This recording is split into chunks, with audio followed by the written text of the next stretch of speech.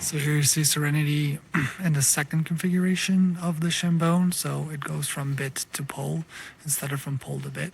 And you can see that she's still very stretching, searching downwards, and kind of like with the old configuration where she wants to kind of push her nose out constantly, which we do not want.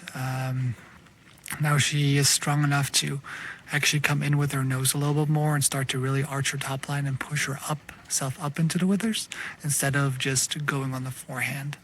So that's why we limit her now from pushing her nose out. So she has to start producing that arch pressure over her back, over her neck into her pole, and come up through her thoracic sling instead of just going on the forehand. And that's why you can see Shalina, the owner, constantly driving her a little forward there. She slows down too much instead of just letting her walk.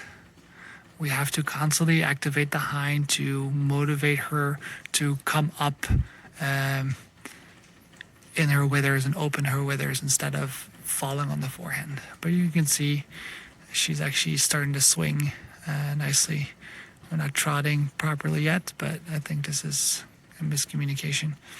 There we go. You can see Shalina walking a lot with her and using the entire arena, which is a lot better than constantly one side and on a small circle. Give the horse as much room as you possibly can in order to let them balance themselves out, especially in the beginning. And then we can do some closing exercises, making the circle smaller as we go. But initially, we just want to keep it as big as possible so the horse doesn't have to engage their hind legs as much. And if they're not strong enough, they're not going to compensate in order to get away from that. So we're slowly developing and making her stronger as we go.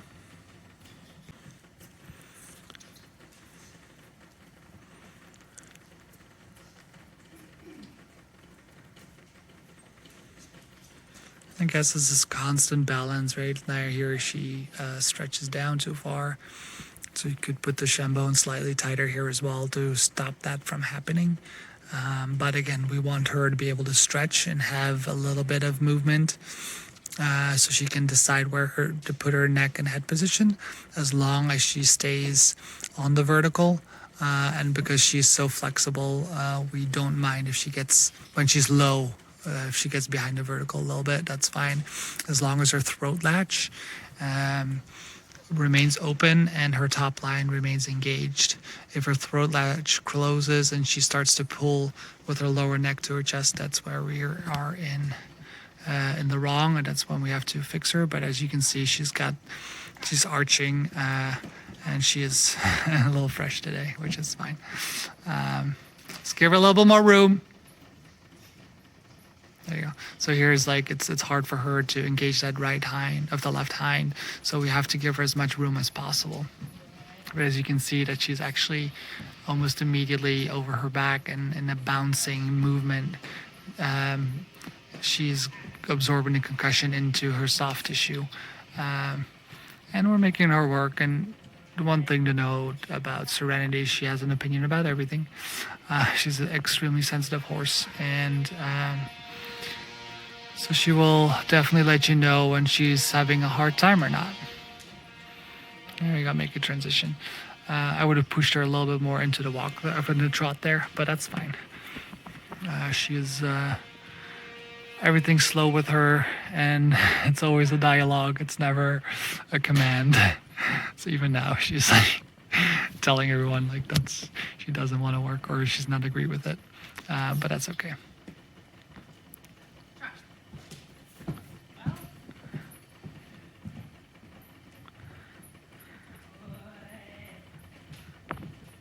There we have a better trot. This is a lot better. Now she's actually moving.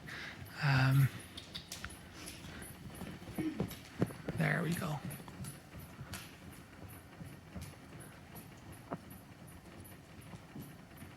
There, that's better. That's what we want to see. Now she's nice and bouncy. She is looking a little bit too much to the outside for my taste. She does have an issue with her inside hind leg. something we're suspecting that she has something with her uterus or ovarian lady areas where she might have some issues. She's very sensitive hormonally, so we're expecting something in that transition, and that's why she has an issue on the left side, which displays in a very subtle lameness. But she also hasn't worked in a good week now, so she's a bit frisky.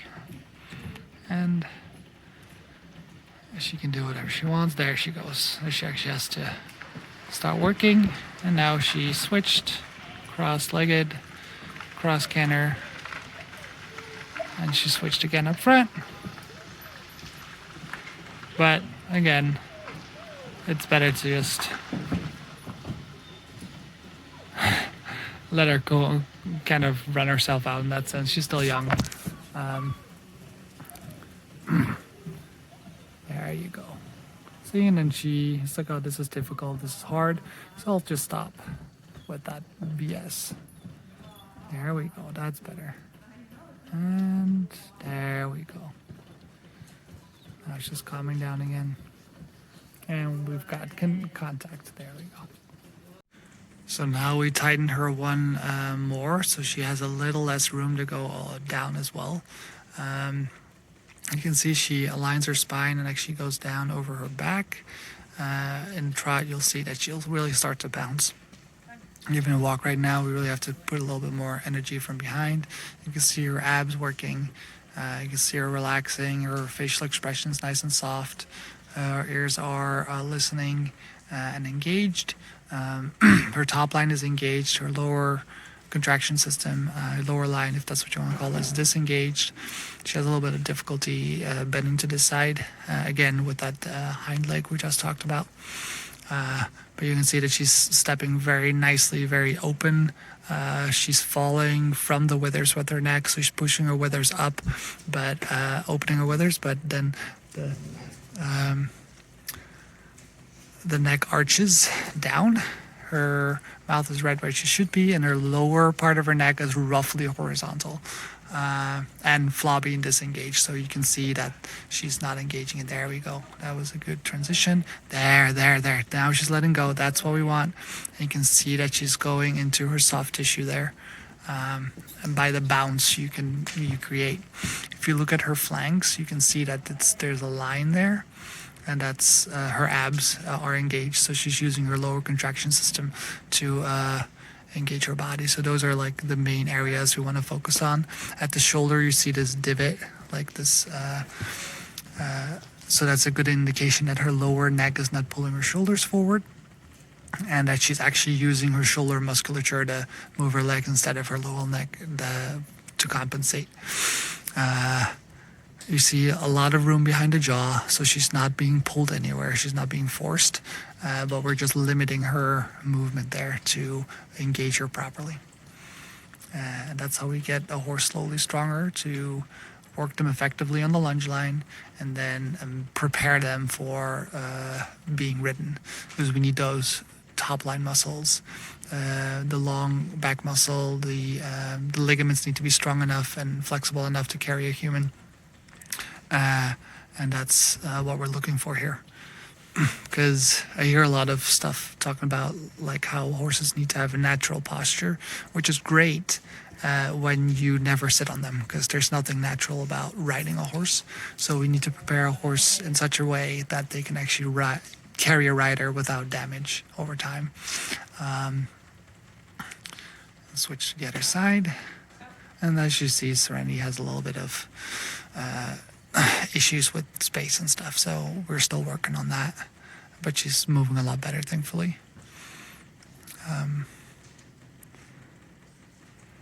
And here you can see that the energy is drawn out too much, so we need to again engage her hindquarters to make her rotate her pelvis under. That will allow her to arch her back and will allow her to have this head and neck position.